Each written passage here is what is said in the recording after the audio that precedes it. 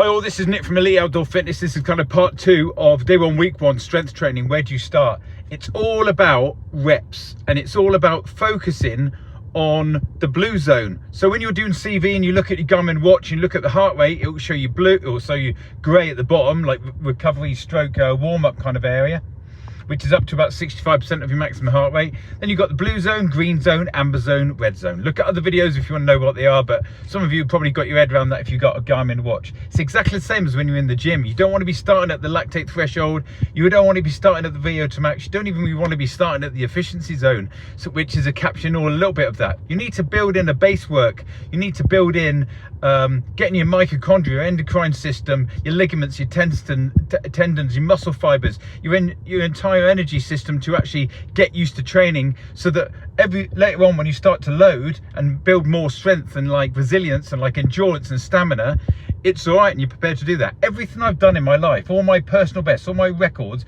have normally done after stints of not training in activity for some time, because I built up so slowly and I've been forced to get it right. When you're in the gym, it's about reps, it's about blood work.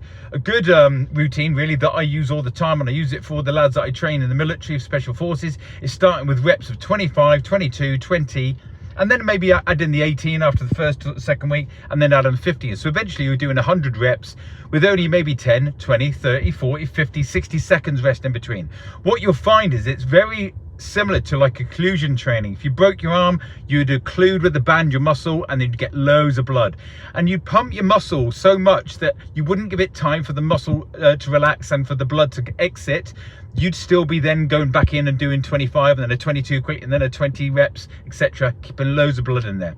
It increases the material that's in your muscle. It increases your muscular cells. So then much later on, you've got something more to deal with. And when you start training, you've got the strength and the adaptations are there to get stronger and stronger.